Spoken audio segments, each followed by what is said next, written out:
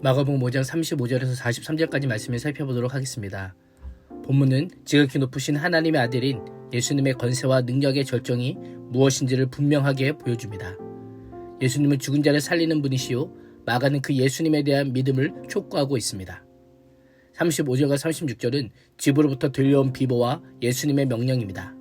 10대 동안 혈루병을 고통당하는 여인이 구원과 치유를 본 회당장 야이로는 자신이 죽어가는 딸도 살 수 있다는 커다란 희망을 가졌을 것입니다. 예수님만의 유일한 소망임을 확신했습니다. 희망으로 가득 찬 야이로에게 청천벽력 같은 소식이 들려옵니다. 예수님께서 아직 여인의 일로 계속 말씀하고 계시는데 회당장의 집에서 사람들이 와서 당신의 딸이 죽었습니다라는 비보를 전합니다.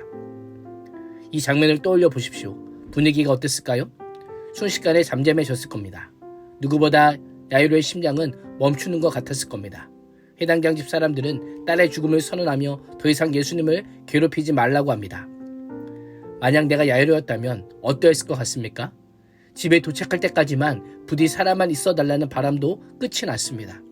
혈육중 여인만 아니었다면 살 수 있지 않았을까라고 원망하고 불평할 수 있습니다.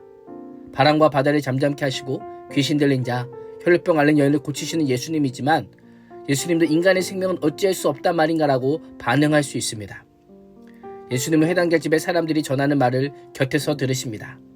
곁에서 들으시고 라고 하는 표현을 직역하면 무시하다, 관심을 두지 않다라는 의미입니다. 예수님은 분명 야이로의 딸이 죽었다는 소식을 들으셨지만 그 사실을 무시하고 관심을 두지 않으십니다.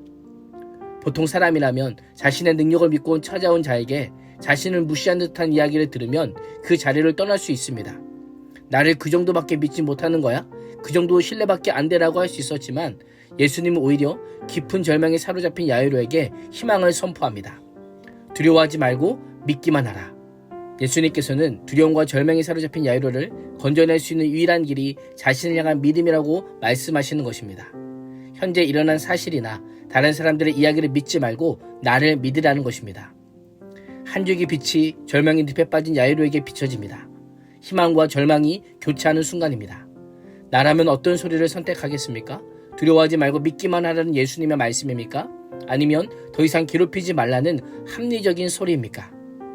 예수님께서는 처음 예수님께 엎드렸을 때 그 믿음, 예수님이 생명의 주관자이심을 끝까지 믿고 따를 것을 명령합니다. 37절에서 40절은 회당장 야이로 딸의 죽음입니다. 무슨 이유인지 예수님은 베드로와 야고보와 요한 외에는 아무도 따라오지 못하게 하십니다. 회당장의 집에 이르자 예수님께서는 많은 사람들이 울며 통곡하고 혼란스러운 것을 보셨습니다. 예수님의 눈앞에 펼쳐진 모습은 야이로의 딸의 죽음 소식이 부정할 수 없는 사실임을 알려줍니다. 예수는 집 안으로 들어가 그들에게 어찌하여 소란하며 울고 있느냐? 아이는 죽은 것이 아니라 그냥 자고 있는 것이다 라고 하는 황당한 말씀을 하십니다. 죽은 것이 아니니 더 이상 울며 통곡하지 말라는 것입니다. 이 말씀이 어떻게 들리십니까? 모두가 죽음을 인정하고 가족도 그 현실을 받아들이고 있는데 예수님은 그 아이를 만나보지도 않았으면서 말도 되지 않는 말씀을 하고 있습니다. 그 자리에 모인 사람들은 소녀의 죽음을 다시는 육체로 볼 수 없는 영원한 죽음으로 이해했다면 예수님은 저녁에 잠자리에 눕고 아침에 다시 일어나는 것처럼 잠시 죽음에 삼켜진 상태를 잠으로 표현하고 계신 것입니다. 그러자 사람들이 예수님을 비웃습니다. 지극히 당연한 반응입니다. 믿지 않는 사람들에게 죽음은 슬픔과 눈물의 소식이요 구원은 비웃음의 소식입니다. 그때 예수님께서는 사람들을 모두 밖으로 내보내시고 아이의 부모님과 함께 제자들만 데리고 아이가 있는 방으로 들어가십니다. 41절에서 43절은 소녀를 살리심입니다. 율법과 전통에 따르면 유대인에게 시체는 가장 부정한 것입니다. 그러나 유대인인 예수님은 가장 부정한 소녀의 시신에 손을 댑니다. 아이의 손을 잡고는 아이에게 달리다금 소녀야 일어나라라고 선포합니다. 예수님의 한마디 말씀에 놀라운 일이 일어납니다. 곧 아이가 일어나더니 걷기 시작합니다.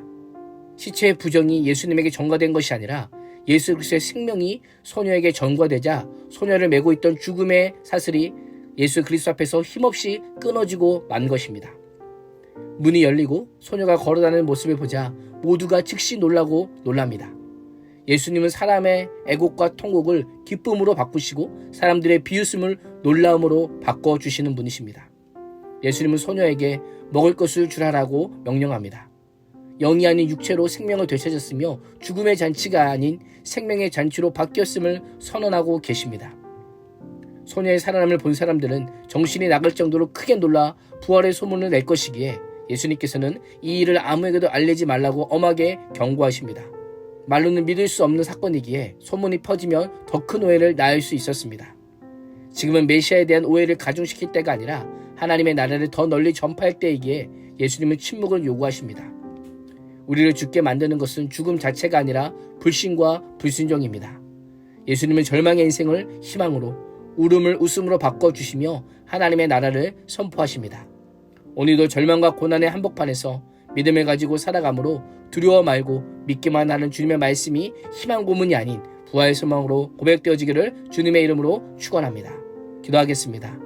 하나님, 세상의 절망과 고난 앞에 엎드러져서 더 이상 일어날 수 없는 우리의 인생이 예수님의 말씀 앞에 달리다금 하게 하여 주옵소서. 예수님의 이름으로 기도합니다. 아멘.